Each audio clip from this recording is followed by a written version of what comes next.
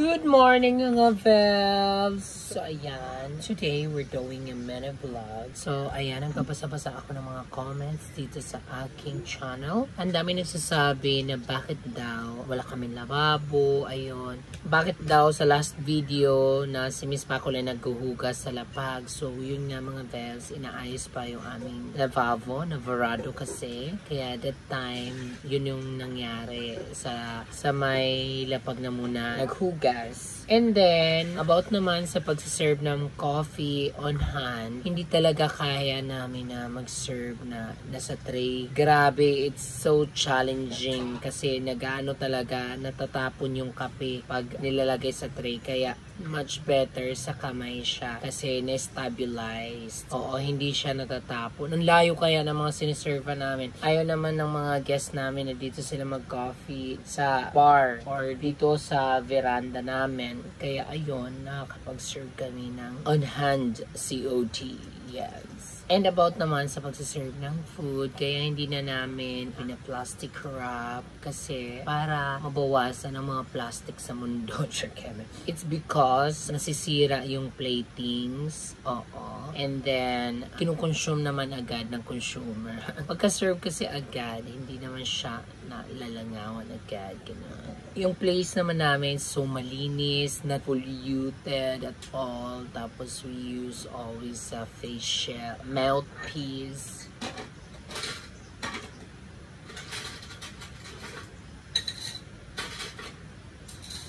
Okay, thank you so much. Ayan, so last night, nagkunting inuman kasi birthday ni Daddy Ford, yung Daddy Kramer. Kaya isang angel pa lang yung nagpakita sa akin. Asaan na kaya ang iba? Naluloka ako. Naluloka ako ha, baka nalasing na kayo. Good morning, Rose. Hi, good morning. Sorry naman sa dami ng labahan mo today. Kasi ayan labahan, hugasan. Kasi kagabi hindi na kami nakapaghugas. Kaya pasensya ka na. Okay, lang ito me. Payas pa man dida. Ay, dinarahan kita din ng coffee jelly, Jai. Ikaw pa ba? Puntahan natin si Leia. Hi, Leia. Nagdilig ka na ba ng ihi? Good morning, Pipa, Pipo, Popoy. Good morning. Good morning, Perla. Good morning, Tyra. At nandito si Anne Hathaway from Black Swan. Hello, Black Swan. Nangingitlog ka na naman dyan, ha? Ba't inumaga ka ng uwi? Saan ka galing? Bella! Bella! Bella!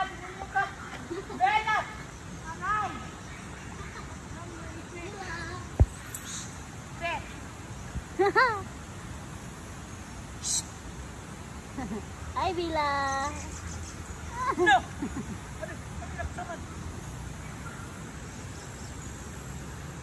Alak ka. Pagkakot pa ni Bella. Salam rin bakang kabayo.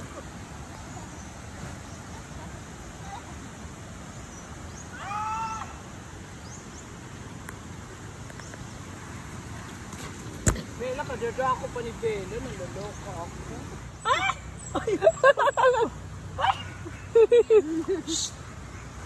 Bila. Usa! Chloe! Dali kami!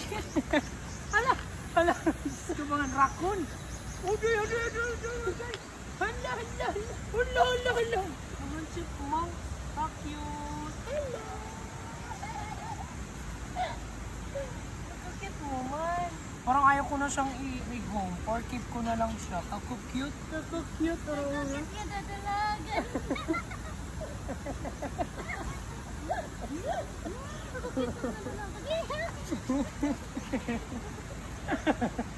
Nakakit mo man, big! Or keep ko na lang ikaw. Di ko na ikaw i-reho.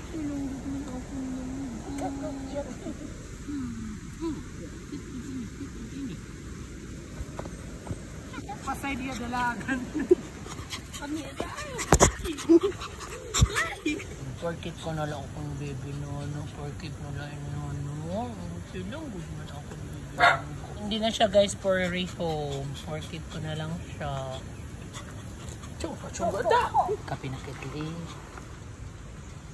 Wala kagwapo man yun. In love lang, Leah. Hello! So guys, mamimitas muna ako ng ulamin namin today kasi nakakagutom na, malapit na lunch time. Ano kasamahan? So namunga na yung aking dragon tail. Yan, ang laki na ng bunga niya guys. Yan oh, kasi na natin. Ay, ito pa oh. Laki-laki ng bunga niya. Tapos tugasan na natin. Ala, kalinaw ang tubig. Grabe, ayan. Oh, may buha-buhangin pa. Wala, para pala siyang isda, guys. Ay, pala isda. Isda, guys. Wow, naka-frozen na siya. Kalinaw, kalinaw. Kadamon isda, oh. Maliit. Daming isda, guys. Open, kadamon isda. Wala, ang daming isda. Longga, ang daming isda, guys. Ang linaw ng tubig. Hala, maamo siya, day. Mga isda. Wala, namukad na akong something, guys. So, ayan, maganda ito. Ito daw yung mga gamot sa mga alap-up. Ayan. So, kung hino dito may mga sakit na alap-up, pakadilakam dito akong kadamon akong sunting. Ayan, oh. Dati, bukad na iniabangan natin yan sa mga upcoming days kasi bubulaklak yan. Maganda yan ang kanyang bulaklak. So, gagawin ko yan parang kahoy. Gusto natin ang ganap? Ito ang ganap! So, ayan mga Vevs, today, magpapalatag na kami ng dolomite na in-order ko. Ayan. I ordered this from Lapu-Lapu, Cebu, Kemelaki. So, I ordered this from Antarctica. Oo, yan. Pinatigyan dito nila Little Mermaid at ang papa niya. Tapos, ipapalatag na natin dito today. Shira! Okay. Kasi, ang balak namin dito is car camping. Ang dami nagme-message kasi kung meron car camping space dito. Huwag kang ganyan. Yan, baka labanan kita. So, hanggang dito, maglalagay tayo ng dolomite. Para sa mga gusto mag-car camping dyan, tomorrow available na. Wait. Bagong lahat. Spell dolomite. D.O. tomorrow na lang. Dolomite. Bakit nga naman naisip mo mag-car camping dito sa Naay? Kasi ang daming nagre-request at yung mga car camping, yung mga mayayaman talaga ang most nagre-request niyan. So, alam nyo naman ako na malapit ako sa puso ng mga mayayaman. So, ayan, magkaka-car camping tayo dito. So, hopefully, ready na yung ating car camping dito para ma-offer na natin as soon as possible. Kasi ang ganda ng view dito, mga Vev, for your car camping. Ayan. So, kung nakikita nyo yan, overlooking dyan, yung kabuuan ng The Island Nature Spring. Tapos, abangan nyo pa yung mga ating upcoming projects dito kasi magpapagawa tayo dito ng open cemetery. Keme! Ay, ka! Sige! Sige! Sige! Halat! Ang ganda naman yung kaso nga lang, the problem is, kulang pa yung dolomite. Oo nga, kulang pa yung dolomite. Kaya mag-donate na kayo ng dolomite. Just comment donate. Diba? Ay, wala na tayong naisip. Ay, marami kaming naiisip. Hindi kami na-pressured with the daily vlogs, vlogmas. Hindi kami na-pressured because I'm at the stress-free area ahead of town. You can see that? We're here at the stress-free area. So, all you see here is stress-free. So, if you go there, your head will be stress-free. To the radio on, it's Friday night. We know our bilang ngayon kang pakadek. Kay maupay didi. Balik na. Aha.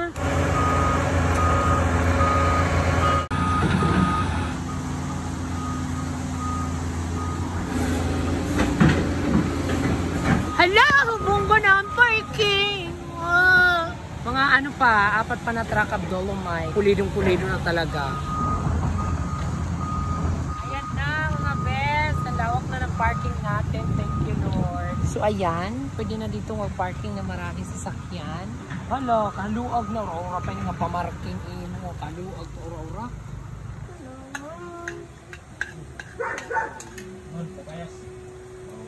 Tatawa rin pamahaw. Sa paningod to, puro na apple.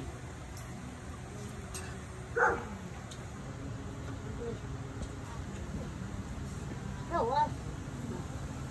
Sad. Hindi Hey baby, you want to beachfront? Come to the island nature spring because here you can see a Dolomite beachfront. You can see a beach and the front of the beach. This is the beach. Ano kaupay? Baga talaga yung beachfront. Kaupay pagharayo. Ha? Aringasa, ayaw kang pag-inusig. Di kami nag-aampo, Kay wala pakit yan na guess nga nasulod. Pag-ampo kam, kay magmahalan iyo mga dog food. Pag-ampo ka may dayan na magkasulod. Hala.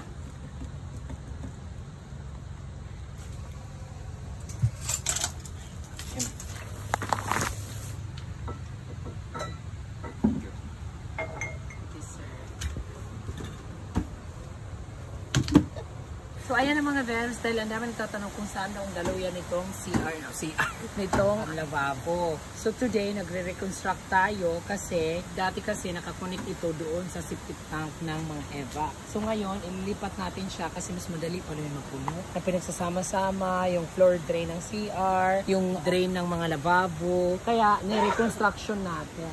Kaya ngayon, ilalagay na lang namin sa iisa. Dito nakita nyo kaya ngayon. Di ba the last time nakita nyo yung spackle dito siya naghuhugas kasi na kine-construction ulit yung ating mga drainage ng ating mga lababo, ng mga floor drain, ng mga CR kasi dati dyan lang siya, sama-sama lang lahat sa septic tank natin. So, tsaka pala yun kasi mas mabilis mapupuno yung ating septic tank. So, kaya nagpagawa ako ng bagong septic tank. Kaya ito, nire-realign ang lahat-lahat. Sa tulong ng ating mga engineer, na mga gwapo, ayan. So, ito, din niya galing sa mga lavabo ng ating mga public lavabo, doon sa mga sumpaan ang lavabo, and then ito naman galing sa mga public toilet, public CR. So pinag-cross nila ng landas, so dito yan ilalagay. At ito ang ating bagong septic tank. So ito yung mga galing sa floor drain, mga CRs, mga lavabo, ganyan. At so ayun, baka nagtataka kayo kung bakit may dito nakaabang na lagusan. Yes, may takip kasi dyan. Kasi para pag nagkaroon ng mga rado yung ating mga PVC, mga drainage, mabilis lang siyang madudog-dog ba. Tapos, pag napuno siya, mabilis din magpahikot, gano'n. Tapos, may takip pa ito na semento, gano'n. Para hindi mag-alingasaw ang vacuum ng bayan. Sobrang lalim ba dyan? Di! Sobra! This is 10 feet deep and sa loob nakapalitada, na-plastering, naka-flooring din sa loob kasi for the safety and the cleanliness. And then pati dito yan, after na ng construction lahat, ipa-plastering din yung lahat, iwa-waterproofing para no leakage at all. So ayan, thank you so much. That's all for the update today.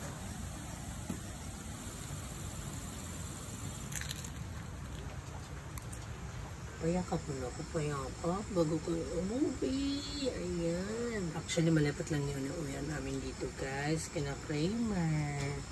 Ayan. So, ito sila. Iniiwan ko dito kasi kasama nila yung mga guards. Naalala ko tuloy noon, guys, nung wala pang mga guards sa mga bintana, hindi pa nagkakaroon ng mga pinto, ng mga nakikinig din siya. Basta, yung bahay, butas-butas pa. Yung bintana namin, open na open. Tapos yung mga pinto, yung mga nakaharang dyan. Tapos, ito kasi si Perla, na-allergy si nanay. So, nag-decide kami na dalhin to si Perla dito. Dito mismo, sa The Island. So, yung ginagawa naman namin, kasi pag dun kami natutulog kina Kramer Fort, siya yung guard dog namin. Siya yung nagsisilbing guard dog. Oh, nakikinig siya. Siya yung nagsisilbing guard dog. Tapos, iniimbakan ko lang siya ng food. Tapos, iniiwan ko siya, nilalak ko siya doon sa may CR. Pero nasa loob siya ng cage. Behave. Makinig kayo. Tapos, ngayon ko lang na-realize na grabe si Lord God. No, mula sa bahay nila nanay, kasi nga, dati kasi nag-decide kami na i-relocate ito si Perla kasi na-allergy si nanay sa amoy ng ihin, amoy ng poop, tsaka sa balahibo nito. So, siya yung ginawa naming guard dog. So, after namin dito sa farm, pag-uwi na kami kila Kramer, iniiwan namin siya dito sa, mismo dito sa The Island, dito sa bahay namin, bahay-bahay kubo namin. Iniiwan namin siya dito sa bahay namin. Dati yung butas-butas pa yan, hindi pa maayos yung mga bintana, tapos yung mga pinto dyan, ang nakaharang lang mga yero, ganyan. Pero yung CR namin, may pinto na, so para hindi lang siya nakawin, doon namin siya nilalagay sa CR, kung saan yung may lock. Tapos, nilalagay lang namin siya sa cage, tapos iniiwan lang namin siya ng food. Tapos, ayun lang. Buti na lang nakasurvive ko, no? Alam mo yung toy dog, tapos ginawang guard dog. Kawawa naman. Tapos, yun lang na-realize ko na grabe ang bait ni Lord. Kung dati, kawing ginawa naming security guard, ngayon, may guard ka na. Yan, may sarili ka ng security Siya guard. na yung binabantayan. Siya na yung binabantayan. Ikaw na talaga, Perla. Mag-thank you ka kay Lord. Grabe kasi dati, no? That time, way back nung wala pa talaga, hindi pa nagsisimula yung The Island. Yung mismong, itong bahay na to, yung mismong konkreto pa lang, yung CR, yung mismong may pintuan pa lang. Oo. Para, kasi hindi Para pa, hindi siya nakawin. hindi, wala pang kuryente nun. Doon namin siya iniiwan. Tapos para rin siya yung taga-tahol. Kasi sama-sama yung ano, sila ng mga pika. Hello! Grabe! Nakaka-touch naman. Hello! Realization lang guys. Kung dati, siya yung guard dog namin. Ngayon, meron na siyang mga security guard. Thank you, Lord. Maawa nga ako nung iniiwan natin yun. Oo, pati ako, awang-awa ako. Hindi ko naman siya madala-dala kasi sa bahay nyo, hindi naman mga dog lover. Sige, kailangan natin na may tatahol dito kasi may mga gamit na that time. Baka nakawan, syempre iniiwanan natin. Sinugal natin si Perla. Kawawa naman ginawang guard dog. So, ayun lang mga ves. Like and share for more. Besos. Hindi na kayo paglagay ni Leia.